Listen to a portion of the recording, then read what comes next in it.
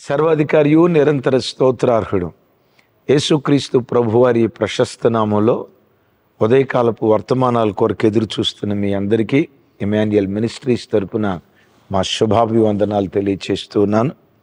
క్రీస్తునందు మాకు అత్యంత ప్రియమైన దైవజనాంగమా, ఈరోజు అక్టోబర్ 2వ తారీఖు పబ్లిక్ హాలిడే కదా.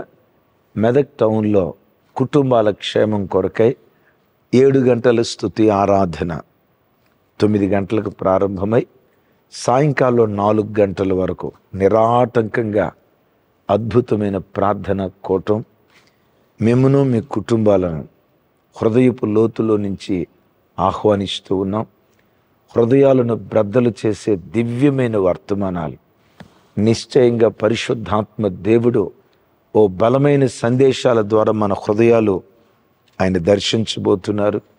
ఇంపైన స్తుతి ఆరాధన, అద్భుతమైన సాక్ష్యాలు, అనేక దివ్యమైన అంశాల నిమిత్తం కలిసి ప్రార్థన చేయబోతూ ఉన్నాం. రండి, మన కుటుంబాలను ఆత్మ సంబంధమైన కుటుంబాలుగా కట్టుకుందాం. భక్తికి నిలయాలుగా, ఆత్మీయతకు కేంద్రాలుగా, పరిశుద్ధతకు ఆశ్రయ పురాలుగా మన కుటుంబాలను కట్టుకుందాం. ఒకవేళ రాలేనంత దూర ప్రాంతంలో ఉంటే మీ కొరకు లైవ్ అందించబడుతుంది. కుటుంబ సమేతంగా ఈ ప్రార్థనలో పాలుంది.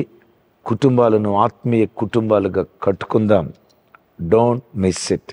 అటు కృపదేవుడు మనకు దయచేయునుగాక. మంచిది. ఈ దినం కుటుంబ వ్యవస్థ కొరకు ఓ దివ్యమైన సందేశం.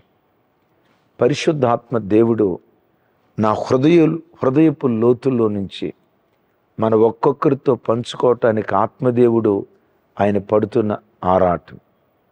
శత్రువైన సాతాను మొట్టమొదట దాడి చేసింది కుటుంబం మీదే. ఆదాము ఒంటరిగా ఉన్నప్పుడు అపవాది దాడి చేయలే. తాను కుటుంబీకుడిగా మార్చబడేటప్పుడు, కుటుంబానికి పునాది వేసేటప్పుడే శత్రువు తొట్టతొలిటి కుటుంబం మీద దాడి చేశాడు. నిజమే.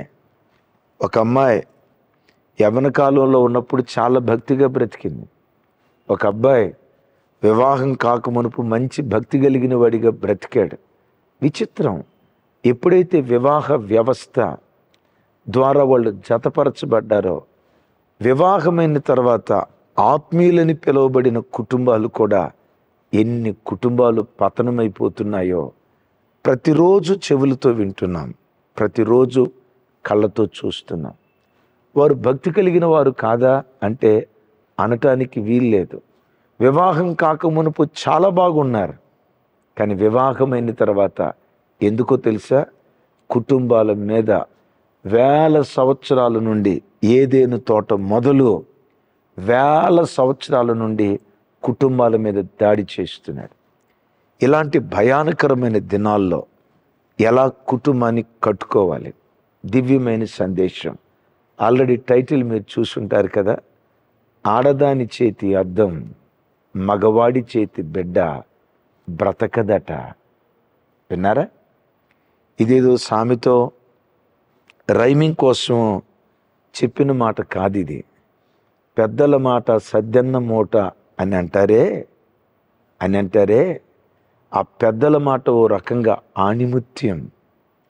ఆడదాని చేతి అద్దం, మగవాడి చేతి బిడ్డ బ్రతకదట. దీని అర్థం ఏంటో తెలుసా? కొంతమంది స్త్రీలకు అందం అంటే విపరీతమైన మోజు. అందాన్ని చూసుకోవటానికి పదే పదే అద్దాన్ని వాడుతూ ఉంటే ఏదో ఒక సమయంలో అద్దం జారిపోద్ది కదా, పగిలిపోద్ది కదా. ఎందుకు జారిపోద్ది? స్త్రీకి అందం అంటే అంత మక్కువ, పదే పదే అద్దం దగ్గరికి వెళ్తుంది. నా ప్రభు పిల్లలారా, స్త్రీ బాహ్య రూపాన్ని అలంకరించుకోవటానికి తాను ప్రాకులాడితే ఆ కుటుంబం నిలవదు. ఏ స్త్రీ అయినా, ఏ క్రైస్తవ స్త్రీ అయినా వెలుపటి అలంకారముగా ఉండక అని బైబిల్లో రాసింది కదా. సరే, వెలుపట అలంకరణ చేసుకున్నారు, మంచిదే.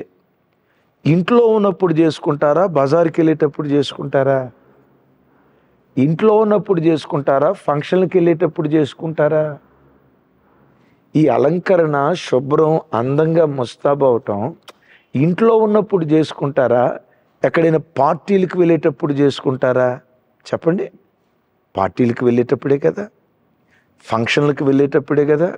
ఇక పార్టీలకు వెళ్ళేటప్పుడు అక్క పౌడర్ రాసిందంటే పౌడర్ డబ్బా సగం ఖాళీ అయిపోవలసిందే.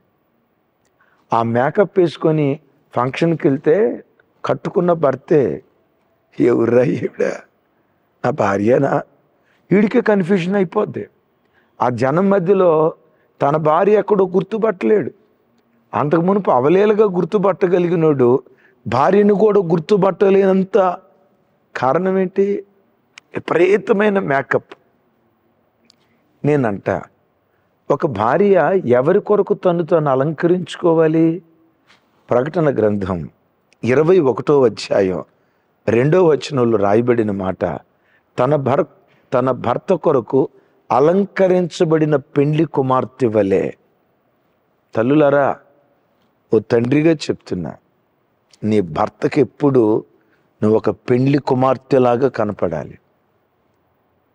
భర్త కొరకు అలంకరించబడినదిగా కనపడాలి. ఈరోజు చాలామంది స్త్రీలు చూడండి, ఇంట్లో ఎప్పుడు చూసినా నైటీయే. అది కూడా స్వతంత్రం రాక మునుపు ఉతికిన నైటీ. ఇంక నేను అంతకుమించి ఎక్కువ చెప్పలేను.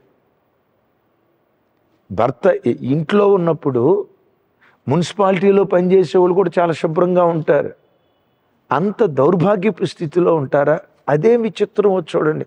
ఫంక్షన్కి వెళ్ళేటప్పుడు సగం సబ్బు అరిగిపోవాలా, పౌడర్ డబ్బా 30 ఖాళీ అయిపోవాలా. ఎవరి కొరకు అలంకరించుకుంటున్నారు? లోకస్తుల కొరక? ఒక భార్య ఎవరి కొరకు అలంకరించుకోవాలి? తన భర్త కొరకు అలంకరించబడిన పెండ్లి కుమార్తె వలె. భర్త ఇంటికి వస్తున్నారు, ఆ ఇంటి వాతావరణం పగలంతా ఉద్యోగం చేసి అలసిపోయిన భర్తకు ఆహ్లాదకరంగా ఉండాలి. ఆ శుభ్రమైన రూపంతో ఉన్న భార్య ముఖాన్ని చూడటంతో తన బాధంతా మర్చిపోయి ఓ తెలియని సంతోషానికి భర్త వెళ్ళాలి. ఎంతమంది స్త్రీలు భర్తని ఇలా గృహాల్లోకి ఆహ్వానించగలుగుతారు? 8 గంటలు డ్యూటీ చేసిన భర్త ముఖమైనా ఫ్రెష్గా ఉంటుంది. ఈ ఇంట్లో ఉన్న అక్కొందు చూసారా, ఆ పాసిపోయిన, ఇంకెంతకు మించి నేనేం చెప్పలేను. స్త్రీకి వెలుపటి అలంకరణగా ఉండకూడదు.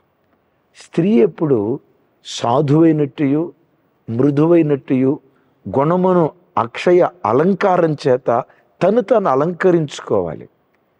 జడలు అల్లుకోవటానికి నువ్వు పెట్టిన శ్రద్ధ హృదయాన్ని అల్లుకోవటానికి పెడుతున్నావా?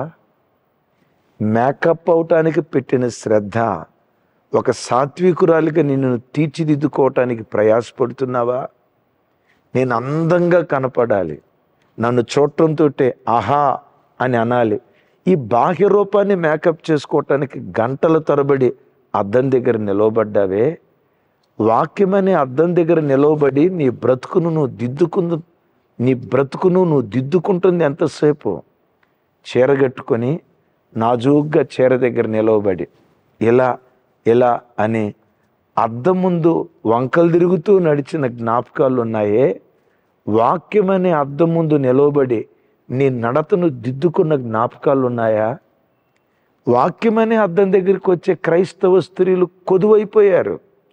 లోకపరమైన అద్దం దగ్గరికి వెళ్ళి ముస్తాబై లోకాన్ని ఆకర్షించటానికి ప్రయత్నం చేసే వ్యక్తులు ఉన్నారు. అసలు నేనంట, మొట్టమొదటి కుటుంబం మీద సైతాను గాడు దాడి చేసింది అందంతోనే. అవ్వమ్మను అందంలోనే ట్రాప్లో పడేశాడు. ఈ పండు తింటే దేవదూతలాగా అయిపోతావు అన్నాడు. విన్నారా? దేవదూతలాగా అయిపోతావు అంటంతో సహజంగా స్త్రీకి సహజ సిద్ధంగా అందం మీద మక్కువ ఉంటుంది కదా. ఈ పండు తింటే నేను ఏమైపోతానో, ఇక నా భర్త నన్ను చూడటంతో బాబోయ్ కళ్ళు జిగిజిగేలమంటాయేమో. ఆ అందం మీద ఉన్న మోజే తొట్టతొలిటి కుటుంబం పాడైపోవటానికి కారణమైంది. బైబిల్లో ఒక తల్లి గూర్చి చెప్తా, మేకప్ రాణి మేకప్ లేకుండా ఎక్కడ బయటికి వెళ్ళదు. బాబోయ్. పాత నిబంధనలో విపరీతంగా మేకప్ వేసుకున్న స్త్రీ ఎవరు? కింద తెలిస్తే కామెంట్ బాక్స్లో రాయండి. ఇంకొంచెం క్లూ ఇస్తా. భర్త చచ్చిపోయిన మేకప్ వదిలిపెట్టలా. ఇంకో కొంచెం క్లూ ఇస్తా. చివరికి కొడుకు చచ్చిపోయిన అక్కకి మేకప్ పిచ్చి పోలా. ఎవరు అక్క? కింద కామెంట్ బాక్స్లో రాయండి. ఎవరో తెలుసా? మీరు రాయటానికి నేను టైం ఇవ్వాలి కాబట్టి చెప్తున్నా. సరే చూడండి, రాజుల 2వ గ్రంథం 9వ అధ్యాయం 30వ వచనం. యోహు యెజ్రెయేలు ఊరుకు వచ్చిన సంగతి యెజెబెలునకు వినబడెను గనుక తన ముఖమునకు రంగు పూసుకొని శిరోభూషణములు ధరించుకొని కిటికీలో నుండి కనిపెట్టి చూచుచుండగా. విన్నారా ఈ మాట? మరొకసారి చెప్తాను. యోహు యెజ్రెయేలు పట్టణానికి వచ్చాడు. ఏం చేసి వచ్చాడు? ఆహాబు కుమారులను చంపి, అదే యెజెబెలు పిల్లలను బాణంతో సంధించి ఓ రకంగా చచ్చే అంతగా బాణాలతో గుచ్చాడు. యెజ్రెయేలు పట్టణానికి వచ్చాడు. ఇప్పుడు తాను వచ్చాడన్న సంగతి యెజెబెలు తెలుసుకొని ఏం చేసిందట? వచ్చిన సంగతి యెజెబెలునకు వినబడిన గనుక ఆమె తన ముఖమునకు రంగు పూసుకొని, ఏం పూసుకుందట? తన ముఖమునకు రంగు పూసుకొని. ఎప్పుడు రంగు పూసుకుంది? యోహు ఆ పట్టణానికి వచ్చాడన్న సంగతి ఎంతకీ ఎందుకు పూసుకున్నట్టో? ఎందుకు పూసుకునేదేముంది? యోహును ఆకర్షిద్దామని, తన అందాన్ని చూసి ఫిదా అయిపోతాడని, యోహును ట్రాప్లో పడేసుకుందామని. ఏమండి, సింత చచ్చిన పులుపు చావలేదంటారే. ఆల్రెడీ తనకు భర్త చనిపోయాడు, కొడుకు చనిపోయాడు. ఇది ముసలిదే. నన్ను క్షమించండి, బాధతో చెప్తున్నా. ముసలి వయసు వచ్చింది. ముఖానికి రంగు పూసుకుందట. శిరోభూషణములు ధరించిందట. శిరోభూషణములు ధరించి కిటికీ దగ్గర కనిపెడతా ఉంది. కనపడితే వచ్చాయి అని సైగ చేద్దామని. ఎవరి కొరకు అలంకరించుకుంది యెజెబెలు? క్రైస్తవ జనమా, ఈరోజు క్రైస్తవ సంఘాలలో యెజెబెలు దురాత్మ పరిపాలన చేస్తూ ఉంది. చివరికి వేదనతో చెప్తున్నాను, అనేక మంది దైవ సేవకు రాండ్రను యెజెబెలు దురాత్మ పట్టి పీడిస్తూ ఉంది. ఈరోజు సంఘాలలో ప్రధాన భూమిక ఆత్మీయత ఒకంత, ఆత్మీయత కంటే ఆకర్షణ, అందం, ఆకర్షణ, వాటికి తోడు ఒకంత ఆత్మీయత వలవేసి ఎంతోమంది యవన బిడ్డలు ఈ యెజెబెలు ఆత్మ లాంటి కలిగిన స్త్రీలు దైవ సేవకురాళ్ళ దగ్గరికి వెళ్ళి వాళ్ళే మేకప్ వేసుకున్నారు. మేము వేసుకుంటే తప్పేంటి? ఆవిడే బెత్తడెత్తు పౌడర్ రాసుకుంది, నేను మేకప్ వేసుకుంటే తప్పేంటి? దైవజనమా, ఈరోజు కొంతమంది దైవ సేవకురాండ్రు సమాజానికి చెడు సంకేతాలు ఇస్తూ ఉన్నారు. ఈ ఆత్మ ఎవరిది? యెజెబెలుది. దైవజనమా, ఏ అందాన్ని చూసి మురిసిపోయిందో 35, 36 వచనాలు చూడండి. యోహు పట్టణానికి వస్తున్నాడని తెలుసుకొని ముఖానికి 34 చూడు చిన్న, సరే 35. వారు దాన్ని పాతి పెట్టబోయిరి, అయితే దాని కపాలమును పాదములను అరిచేతులను తప్ప మరి ఏమీ కనబడలేదు. 36. వారు తిరిగి వచ్చి అతనితో ఆ సంగతి చెప్పగా అతడిట్లనెను, ఇది యెజెబెలని ఎవడును గుర్తుపట్టలేకుండా యెజ్రెయేలు భూభాగమందు కుక్కలు యెజెబెలు మాంసము తినును. ఆ కిటికీలోంచి నెట్టేస్తే గుర్రాలు వచ్చి తొక్కాయండి. మాంసం, అదే కైమా కొడతాడే మటన్ దుకాణం వాడు, కైమా కొడతాడే, మాంసం అంతా కైమా కొట్టినట్లుగా ముక్కలు అయిపోయింది. ఏ అందాన్ని చూసి వెర్రవీగిందో, ఏ ముఖానికి రంగు పూసుకుందో దేవుడు ఆ ఉగ్రతకు అప్పగించాడు. తల్లి, నీ భర్త కొరకు అలంకరించబడు, నీ భర్త మనస్సును నేను అంతవరకే చెప్పగలుగుతా. భర్త కొరకు అలంకరించబడటానికి శరీరాన్ని శుద్ధి చేసుకోవాలి. పరలోకపు భర్తను పరలోకపు భర్త మనసు గెలుచుకోవటానికి అంతరంగాన్ని అలంకరించుకోవాలి. ఇలాంటి క్రైస్తవ స్త్రీ ఒక ఇంటిలో ఉంటే ఆ ఇల్లు కట్టబడదా? ఆ ఇల్లు ఆత్మ సంబంధమైన ఇల్లుగా ఎదగదా? అందుకనే అందం మోసకరం, సౌందర్యం వ్యర్థం. తస్మాత్ ఎక్కడ అందంగా ఉండాలి, ఎవరి ముందు మనం అందంగా కనపడాలి, ఆ దైవిక జ్ఞానం ప్రతి స్త్రీకి యేసు నామములో దేవుడు అనుగ్రహించునుగాక. రెండవది, భర్త చేతిలో బిడ్డ బ్రతకడు. ఏంటిది? దీని అర్థం ఏంటో తెలుసా? ఓ భర్త 8 గంటలు డ్యూటీలో బానిసలాగా కష్టపడగలుగుతాడు, 10 గంటలు డ్యూటీలో బానిసలాగా ప్రయాసపడగలుగుతాడు, చెమటోడ్చి రక్తాన్ని ధారపోసి అవసరమైతే 12 గంటలు డ్యూటీ చేయగలుగుతాడు. 12 గంటలు ఉద్యోగంలో బానిసలాగా పనిచేసిన ఆ తండ్రి ఓ గంట సేపు పిల్లలతో గడపటం కష్టం. అయ్యా, ఒక గంట పిల్లలను చూసుకోయా, నేను వంట పని చేస్తాను, బట్టలు ఉతుకుతాను, కొంచెం ఇంటి పని చేస్తాను అని అంటే ఎంతమంది భర్తలు ఓ గంట సేపు పిల్లల్ని ఆడించగలుగుతారు? కింద కామెంట్ బాక్స్ రాయండి. చెల్లి, మీ భర్త ఓ గంట సేపు పిల్లల్ని ఆడిస్తా పిల్లల దగ్గర సమయాన్ని గడుపుతాడా? అరే, 12 గంటలు డ్యూటీలో బానిసలా కష్టపడతాడండి, రెక్కల ముక్కలు చేసుకొని కష్టపడతాడండి. అన్ని గంటలు ఉద్యోగ స్థలంలో కష్టపడిన వ్యక్తి కుటుంబంతో, భార్యతో, కట్టుకున్న భార్యతో, కడుపును పుట్టిన పిల్లలతో కూర్చోబెట్టి ఒక గంట సేపు, నాన్నా ప్రోగ్రెస్ కార్డ్ తీసుకురా, ఏంటి నాన్న తక్కువ మార్కులు వచ్చినాయి, వెరీ గుడ్, మంచి మార్కులు వచ్చినాయి నాన్న, ఇంకొంచెం కష్టపడు, నువ్వు టాపర్ అవుతావు, ఈ లెక్క నీకు రాలేదా నాన్న, రా నేను నేర్పుతా, నాన్న ఈరోజు బైబిల్ చదువుకున్నావా, ఏ వాక్యం చదువుకున్నావు, చదువుకున్న వాక్యం ద్వారా నీతో దేవుడు ఏం మాట్లాడాడు? ఎంతమంది తండ్రులు పిల్లల దగ్గర కూర్చొని ఈ మాటలు మాట్లాడగలుగుతున్నారు? మంచిది, మీకు ఒక వీడియో చూపిస్తాను. ఆ వీడియో చూసినప్పుడు ఓ రకంగా నా హృదయం బ్రద్దలైపోయింది. అతడి పేరుగాంచిన ఫుట్బాల్ ప్లేయర్, అదే రొనాల్డ్ అంటారు. చూస్తూ ఉన్నారు కదా స్క్రీన్ మీద ఆయన ఫోటో. రొనాల్డ్ అద్భుతమైనటువంటి ఆటగాడు, ప్రపంచ దేశాల్లో పేరుగాంచిన ఒక అద్భుతమైన ఆటగాడు. యవనస్తులందరికీ ఆయనంటే విపరీతమైన క్రేజ్. ఓ రోజు కొన్ని రోజుల పాటు ప్రాక్టీస్ చేసి అలసిపోయిన శరీరంతో ఇంటికి వెళ్ళాడు. తన చిన్న కుమార్తె తండ్రి దగ్గరికి వచ్చి, డాడీ నువ్వు రోజుకొచ్చి ఎంత సంపాదిస్తావు డాడీ అని అడిగిందట. ఏంటి పిల్ల ఇలా అడుగుతుంది?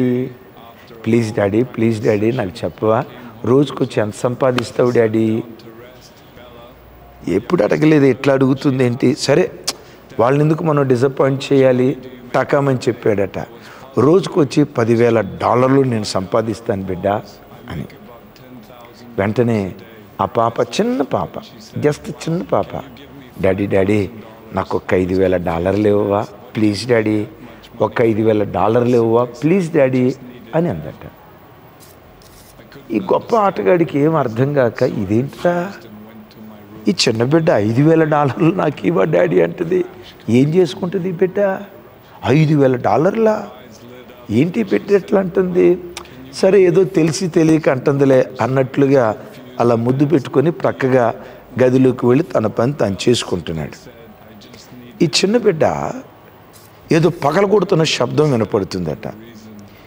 ఏంటి బిడ్డ ఏదో పగలగొడుతున్న శబ్దం వస్తుందని ఈ వ్యక్తి రొనాల్డ్ ఏంటి శబ్దం వస్తుందని శబ్దం వచ్చిన దిశగా వచ్చాడు. ఆ చిన్న బిడ్డ తాను దాచిపెట్టుకున్న డబ్బులు, అదే కిడ్డీ బ్యాంక్ ఏదో అంటారు కదా, కిడ్స్ బ్యాంక్, ఆ కిడ్డీ బ్యాంక్ పగలగొట్టి డబ్బులు లెక్క పెడుతుందట. ఇతనికి అర్థం కాల. ఆ కిడ్నీ బ్యాంక్ పగలగొట్టింది, డబ్బులు లెక్క పెడుతుంది ఏంటి? నిశ్చేష్టుడై చూస్తున్నాడు. నన్ను $5,000 అడిగింది, ఏంటిది? నిశ్చేష్టుడై చూస్తున్నాడు. ఆ లెక్క పెట్టే పరంపరలో మొత్తానికి ఆ కిడ్నీ బ్యాంకులో $5,000 ఉంటే వెంటనే ఎగిరి గంతులేసి, డాడీ డాడీ ఇదిగో $5,000 డాడీ, ఇదిగో డాడీ తీసుకో డాడీ. ఎందుకు బేటా నాకు ఇస్తున్నావు? ఈ $5,000 ఎందుకు? ఒక హాఫ్ డే నాతో గడపవా, మాతో గడపవా? ఒక హాఫ్ డే, రోజుకొచ్చి నువ్వు $10,000 సంపాదిస్తానన్నావు కదా, సరే ఒక్క $5,000 ఇస్తా డాడీ నీకు, ఈ హాఫ్ డే మాతో గడపవా? ఆ మాట విని తండ్రి గుండె పగిలిపోయింది, నిశ్చేష్టుడైపోయాడు. నా బిడ్డ నా దగ్గర నుంచి కోరుకునేది, నా బిడ్డ నా దగ్గర నుంచి కోరుకునేది తుప్పు పట్టే వెండి బంగారాలు కాదు. అఫ్కోర్స్ అవి అవసరమే, కానీ తుప్పు పట్టే వెండి బంగారాల కంటే నా ప్రేమను నా బిడ్డ కోరుకుంటుంది. వాహ్, నా బిడ్డతో సమయం గడపాలని కోరుకుంటుంది. ఆ తండ్రి ప్రేమను పొందాలని, ఆ తండ్రి ఆప్యాయతను పొందాలని నా బిడ్డ తహతహలాడుతుందని నిశ్చేష్టుడే అక్కడికక్కడే కుప్పలా కూలిపోయి బిడ్డను కౌగిలించుకొని వెక్కి వెక్కి ఆడవటం ప్రారంభించి ఆ దినం నుండి ఆట ఆటే, పిల్లలు పిల్లలే, భార్య భార్యే, ఎవరికి ఇవ్వవలసిన సమయం వారికి ఇస్తూ ఓ మంచి భర్తగా, ఓ మంచి తండ్రిగా ఆ బిడ్డ దేవుని చేత దీవించబడ్డాడు. చార్లీ కిర్క్ గారు మీరు వినున్నారు కదా, ప్రతి శనివారం కుటుంబంతో గడిపేవాడట. చాలామంది పురుషులు భార్యతో మాట్లాడే మాటలు చాలా పొదుపు, పిల్లలతో గడిపే సమయం చాలా పొదుపు, ఉద్యోగ స్థలంలో గొడ్డు చాకిరి చేస్తారు. దైవజనమ, బైబిల్లో నా హృదయాన్ని గెలుచుకున్న మాట, లోపట ప్రేమించుట కంటే బహిరంగంగా గద్దించుట మేలు. విన్నారా? హృదయంలో ఎంత ప్రేమ పెట్టుకుంటే ఉపయోగం ఏముంది? నేను ఆ బిడ్డను తండ్రి నువ్వు ఎంత ప్రేమిస్తున్నావు ఆ బిడ్డని ఎప్పుడు తెలుస్తుంది? ఎక్స్ప్రెస్ యువర్ ఎమోషన్, నీ ప్రేమను వ్యక్తపరచు. సహజంగా మనం కోపాన్ని వ్యక్తపరిచినంత తేలిగ్గా ప్రేమను వ్యక్తపరచలేం. కోపం వస్తే ఏమంటారు? దబేలని పిడిగుద్దులు గుద్దుతాం. కోపం వచ్చిందంటే తీర్చుకోవటానికి వెనుకాడం, కోపం తీర్చుకోవటానికి వెనకాడం. కానీ ఆ కొట్టిన బిడ్డను కొట్టిన తర్వాత అల్లాడిపోతామే, ఆ బిడ్డను కొట్టేనే అల్లాడిపోతామే. ఆ అల్లాడిపోయిన దాన్ని బిడ్డకు హృదయపూర్వకంగా వ్యక్తపరిచే విషయంలో మనం ఫెయిల్ అయిపోతాం. నా జీవితంలో ఒక చిన్న సంఘటన చెప్తాను. 7వ తరగతిలో హాఫర్లీ, క్వార్టర్లీ, ఈ దసరా హాలిడేస్లోనే క్వార్టర్లీ ఎగ్జామ్స్, చాలా తక్కువ మార్కులు వచ్చాయి. అందరూ మా నాన్నకు ప్రోగ్రెస్ కార్డు తీసుకెళ్ళి చూపించారు. ఆయన హాస్టల్లో పనిచేస్తారు, నేను అదే హాస్టల్లో చదువుకుంటాను. అందరూ ప్రోగ్రెస్ కార్డు చూపించారు కానీ నా ప్రోగ్రెస్ కార్డు చూపించలా. తండ్రి కన్నులు ఎవరి ప్రోగ్రెస్ కార్డు కొరకు వెతుకుతాయి? నా కార్డు కోసమే కదా వెతికాడు. నేను ఇవ్వలా. ఒకరోజు పిలిచాడు, నాన్న ప్రోగ్రెస్ కార్డు ఏది? టంగుపెట్టులో పెట్టే నాన్న. టంగుపెట్టులో పెట్టానుక, తీసుకురా అన్నాడు. మార్కులు చూశాడు, అత్యవసర మార్కులు. మళ్ళా టంగుపెట్టులో పెట్టిరా అన్నాడు. వచ్చేసా. రావటంతో తలుపేశాడు. అన్నం వండటానికి ఇంతలా కర్ర, ఇంత పొడి కర్ర తీసుకున్నాడు. హాస్టల్ మూలకు తీసుకెళ్ళాడు. జీవితంలో పగటిపూట సొక్కలు కనబడేటట్లుగా, వాతలు వాసేటట్లుగా భయంకరంగా కొట్టాడు. కొట్టి ఇంకొకసారి ఇలాంటి మార్కులు వచ్చాయని పెట పెట పెట పెట కొట్టి వెళ్ళిపో స్కూల్కి, మధ్యాహ్నం టైం అవుతుందన్నాడు. స్కూల్కి వెళ్ళా. ఆ రోజుల్లో బెంచీలు ఉండే కదా, ఆ బెంచీల మీద కూర్చోటానికి ఈ వాతలు వాసి, ఆ వాత దెబ్బ బెంచికి తగులుతూ ఉంటే నరకం కనపడింది. ఆ బాధ తట్టుకోలేక నేనేమనుకున్నాను తెలుసా? రాక్షస్ ఎవరో కాదు, మా నాన్నే. హిట్లర్ ఎవరో కాదు, మా నాన్నే. సాయంత్రం హాస్టల్కి వచ్చా. ఉన్నాడు. రేయ్ ఇక్కడ భోజనం చేయకు, నీకు భోజనం లేదు, ఇంటికి వచ్చాయి, ఇంటికి వచ్చిన తర్వాత నీ పని చెప్తా అన్నాడు. నేను మనసులో అనుకున్నాను, ఈ ఇంటికి వెళ్ళిన తర్వాత సెకండ్ క్వార్టర్ స్టార్ట్ అయిద్దేమో అనుకున్నా.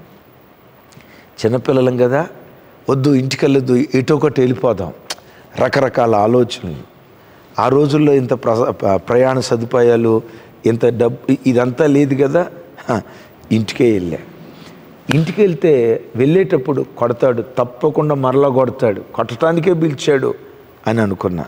వెళ్ళటంతో ఇంట్లో నుంచి గుమగుమలు, మంచి నాన్ వెజ్ వాసన వస్తూ ఉంది. నేను అడిగా, అమ్మా ఎందుకమ్మా నాన్న రమ్మన్నాడు? మా అమ్మ తక్కువ తిందా?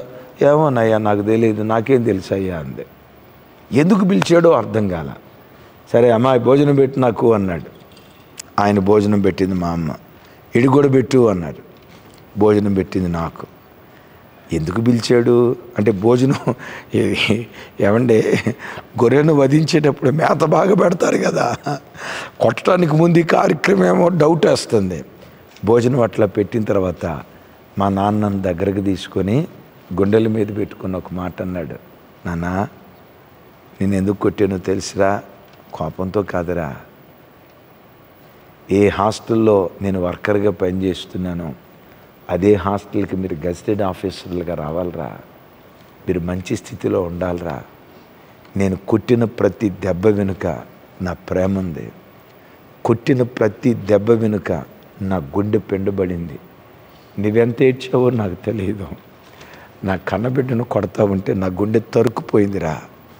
నీ క్రమశిక్షణ నేర్పాలని కొట్టేనే కానీ, చదువు విలువ తెలియాలని కొట్టేనే కానీ నీ మీద కోపంతో కాదురా, నా బిడ్డవరా, నీ మీద నాకెందుకు కోపం? గుండెల మీద పెట్టుకుంటే నాకేమనిపించిందో తెలుసా? దేవుడు ఎవరో కాదు, మా నాన్నే దేవుడు. ఆ రోజు నుండి నేను సేవకు వచ్చే వరకు నా హీరో, నా రోల్ మోడల్, నా మార్గదర్శి, ఈ భక్తి మార్గంలో నా ఇన్స్పిరేషన్ నన్ను కన్న తండ్రే. ఆ తండ్రి మీద అంత ఉన్నత భావం రావటానికి కారణం ఏంటంటే కోపం ఎలా వ్యక్తపరిచాడో ప్రేమను కూడా వ్యక్తపరిచాడు. తమ్ముడు చెల్లి, కుటుంబ సభ్యులకు ప్రేమను పంచండి, దగ్గర కూర్చోబెట్టుకుని ఆప్యాయంగా మాట్లాడండి, ప్రతిరోజు కలిసి భోజనం చేయండి, ప్రతిరోజు సాయంత్రం కుటుంబ ప్రార్థన చేయండి. ఏ కుటుంబం అయితే కలిసి ప్రార్థిస్తారో, కలిసి ప్రార్థించే కుటుంబాలు కలిసి బ్రతకటానికి దేవుడు కృప చూపిస్తాడు. పురుషులారా, డబ్బు సంపాదించి పెడుతున్నా ఏం తక్కువ చేశా? డబ్బు కాదు కావాల్సింది, నీ ప్రేమ ఆప్యాయతలు కుటుంబానికి కావాలి. మన కుటుంబాలను ఓ ఆధ్యాత్మిక కుటుంబాలుగా కట్టుకుందాం. అట్టి కృప దేవుడు అనుగ్రహించునుగాక. అలా కట్టబడేటట్లు చిన్న ప్రార్థన చేస్తాను. తండ్రి, మాతో మీరు మాట్లాడినందుకు స్తోత్రాలు. ఒక గొప్ప ఆధ్యాత్మిక కుటుంబాలుగా మా కుటుంబాలు కట్టుకునే కృప యేసు నామం పేరిట ఒక్కొక్క బిడ్డకు మీరు దయచేయుదురుగాక. దుష్టుని ప్రతి ప్రయత్నం పాతాళములో త్రొక్కివేయబడునుగాక. నా చేతులెత్తి నీ ప్రజలను దీవిస్తున్నాను. మేము భక్తి కలిగిన కుటుంబాలుగా కట్టబడాలి. ప్రత్యేకంగా ఇంటి యజమానులు భార్యను పిల్లలను ప్రేమించాలి. కుటుంబంతో సమయం గడిపే భాగ్యం దయచేయి. సమస్త ఘనతలు మీకు ఆరోపిస్తూ ఈరోజు మెదక్లో జరగబోతున్న కుటుంబ ఆశీర్వాద ప్రార్థనకై మిమ్మల్ని స్తుతిస్తూ యేసు నామం పేరిట ప్రార్థించి స్తుతించి పొంది ఉన్నాము తండ్రి. తండ్రి అయిన దేవుని ప్రేమ, కుమారుడైన యేసుక్రీస్తు వారి దివ్య కృప, పరిశుద్ధాత్మ దేవుని సహవాసం మనకు సకల పరిశుద్ధులకు సదా తోడయుండి నడిపించునుగాక. ఆమేన్, ఆమేన్, ఆమేన్. Thank you. ఈరోజు మెదక్లో కలుసుకుందాం.